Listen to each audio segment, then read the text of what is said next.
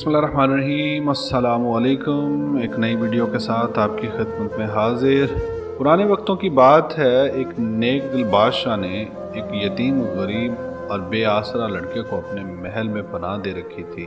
बादशाह की आदत थी कि जब भी उसके सामने कोई खाने पीने की लजीज चीज़ पेश की जाती, पहले उस लड़के को खाने के लिए देता, फिर खुद खाता।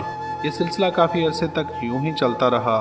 एक दिन बादशाह के सामने कुछ फल लाए गए तो बादशाह ने हस्बे मामूल और हस्बे आदत एक फल काट कर पहले उस लड़के को दिया, जिसे वो बड़े आराम से खाने लगा। बादशाह ने पूछा, बेटा फल का जायका कैसा है? लड़के ने कहा, हजूर बहुत मज़ेदार है। जब लड़का फल खा चुका तो बादशाह ने एक फल अपने लिए काट कर खाने का इरादा किया। जैसे ही इसने वो फल अपने मुंह में रखा, फौरन बाहर थूक दिया। तौबा तौबा, इतना कड़वा!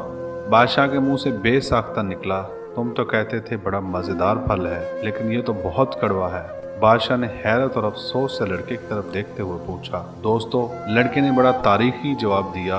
उसने कहा, हजूर आप मुझ गरीब को रोज़ाना इतने लजीज और मज़ेदार खाने और फल पेश करते हैं, पहले मुझे देते हैं फिर खुद खाते हैं, हालांकि मैं इस इज्जत और मर्तबे का अहल नहीं हूँ। तो क्या हुआ अगर एक मर्तबा कड़वा फल भी खाने को मिल गया? मैं तो इसे भी आपका एहसान समझकर खा गया।